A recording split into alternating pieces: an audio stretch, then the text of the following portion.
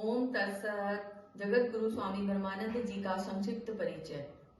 विश्वपति स्वामी ब्रह्मानंद जी का जन्म ग्राम चूड़माजरा कैथल में 24 दिसंबर सन 1908 में हुआ। आपकी माता जी का नाम श्रीमती रामी देवी, पिताजी का नाम श्री पदामा राम था। आपका जन्म रोड़ क्षत्रिय वंश में हुआ। आप बचपन से ही तपस्वी वीतराग भाव के थे। कई कई घंटों आंखें मूंद कर प्रभु के ध्यान में निमग्न रहते थे। इसी धुन में लगे रहते थे और किसी से भी सांसारिक कार्यों में लिप्त नहीं हुए। ब्रह्मचर्य की महिमा सुनकर ब्रह्मचारी बनने के लिए लगभग 12 वर्ष की अवस्था में घर से गुरुकुल कुरुक्षेत्र में पहुंचे। वहां विद्वानों के उपदेश सुनकर अपने को पूर्ण अखंड ब्रह्मचारी पाया। कुछ समय वहां ठहरने के पश्चात हरिद्वार उत्तराखंड में चले गए। वहां परिपूर्ण तपस्या से कई वर्ष जीवन बिताया। अंत में संसार में कोई सार न समझकर शरीर छोड़ने का निश्चय किया, परंतु दैवी शक्ति ने लोक कल्याणार्थ, समाज सुधार, लोक हितार्थ प्रचार, उपदेश तथा समाज सेवा की ओर प्रेरित किया। उन्होंने उसके तत्काल पश्चात ग्राम फफड़ाना, जाबाला, जयसिंहपुरा, द्विपेड़ी के जंगल में ओमपुरा के नाम से गुरुकुल खोला। उन्होंने कुछ समय पश्चात इसको भी छोड़कर पूरे भारतवर्ष में यत्र तत्र सर्वत्र कुंभ मेलों पर, तीर्थों पर, बड़े बड़े शहरों, गांवों, पहाड़ों में जाकर ओम संयुक्त पचरंगा ध्वज लेकर ओम तत्सत भगवान के नाम का प्रचार किया। बड़े बड़े यज्ञ हवन किए। वे सब मत पंथों का समन्वयवाद करते हुए आध्यात्म मार्ग में प्रवृत्त करने के लिए लोगों का आजीवन वैदिक धर्म का प्रचार करने लगे। उन्होंने कई आश्रमों की प्रचार हेतु स्थापना की। गौ माता की रक्षा एवं नारी उत्थान के लिए भरसक परिश्रम किया, जिसके फलस्वरूप कई देवियों जैसे साध्वी रत्नी देवी, साध्वी सुशीला देवी, साध्वी दर्शना देवी, साध्वी लक्ष्मी देवी आदि देवियों ने संन्यास लेकर आजीवन धर्म प्रचार का दृढ़ संकल्प लिया। आज उसी तरह धर्म प्रचार के कार्य में अपना जीवन लगा रही हैं। इसी प्रकार कई महात्मा लोगों ने भी संन्यास लेकर पचरंगे झंडे के सिद्धांत का प्रचार कर रहे हैं। ओम ओम ओम 3 बार कहकर 16 मई 1973 को शाम के 8 बजे बुद्ध पूर्णिमा के दिन मुख्य आश्रम फतेहपुर पुंडरी में इस नश्वर शरीर को त्याग कर परम धाम को गमन किया। आप बड़े त्यागी, संतोषी, सूरवीर, दाता, दानवीर, दयालु, विद्वान, निष्ठावान, यज्ञ प्रेमी, भविष्य वक्ता और समदृष्टि थे। वे आत्मदर्शी, साक्षात ब्रह्मवेता, सब प्राणियों में परमात्मा देव की सत्ता को अनुभव करने वाले थे। वे मनुस्मृति में सन्यासियों के जो बड़े लक्षण कहे गए हैं, वह सब आप में पूरी तरह से घटते थे।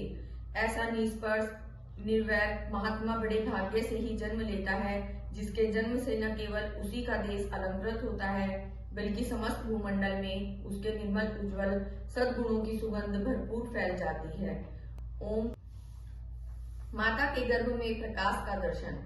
स्वामी जी कभी कभी हमको अपनी बचपन की बातें सुनाते थे। वह माता जी के गर्भ में दिखाई देने वाले प्रकाश के बारे में भी बताया करते थे कि मुझे गर्भ में प्रकाश दिखाई देता था।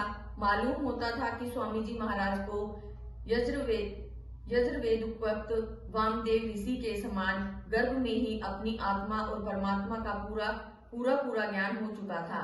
उन्होंने बताया कि मुझे अपनी माता के गर्भ में ही कहीं बाहर से प्रकाश आता हुआ दिखाई देता था। मैं उस प्रकाश की ओर पकड़ने के लिए भागता, परंतु वह प्रकाश लुप्त हो जाता था।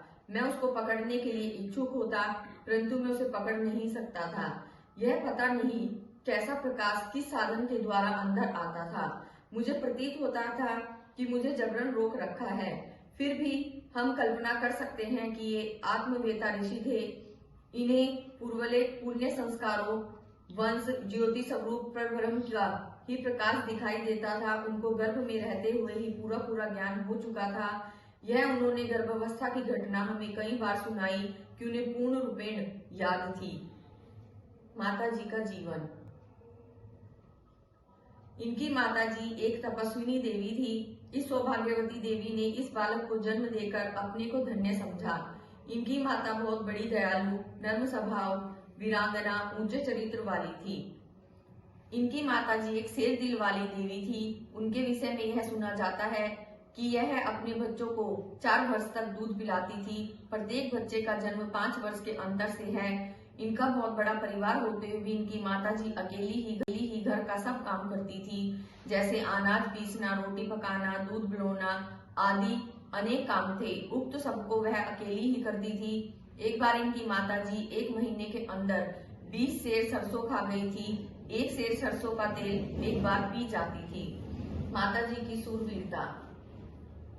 उनकी माताजी एक बहादुर और निर्भीक नारी थी। उनकी सूरवीरता व निडरता का एक ज्वलंत उदाहरण है जो आज भी अनेक समकालीन व्यक्तियों द्वारा सुनने में आता है। एक दिन की घटना है कि गांव के मनुष्य एक युवा सांड को रस्सों से जोड़कर बधिया कर रहे थे। वह सांड 50 आदमियों से छूटकर दौड़ता हुआ गली में जा रहा था। उसके गले में एक लंबा रस्सा था। उधर कुएं में कुछ देवियां जल भर रही थी।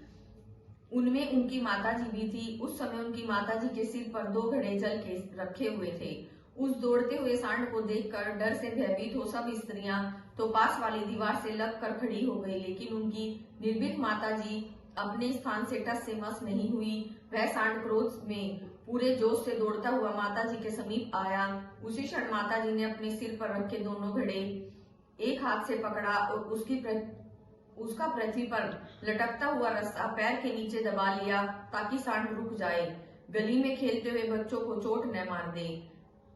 सांड विवश होकर वहीं रुक गया। तुरंत ही उसके पीछे दौड़ने वाले व्यक्ति भी वहां आ पहुंचे, बैल को पकड़ लिया। उन सब के आश्चर्य की सीमा न रही। वह सब विस्फूर्ति नेत्रों से माताजी की ओर देखते हुए रह गए, एक दूसरे से आपस में बातें करने लगे और माताजी की सूरवीरता की प्रशंसा करने लगे। शास्त्रकारों ने नारी का दर्जा पुरुषों से पहला रखा है। वेद भी अमृतवाणी से मातृ तत्व का श्रेष्ठतम विज्ञान वर्णन करता है। मातृमान पुरुषो भव, मातृदेवो भव, यत्र नार्यस्तु पूज्यते रमते तत्र देवता।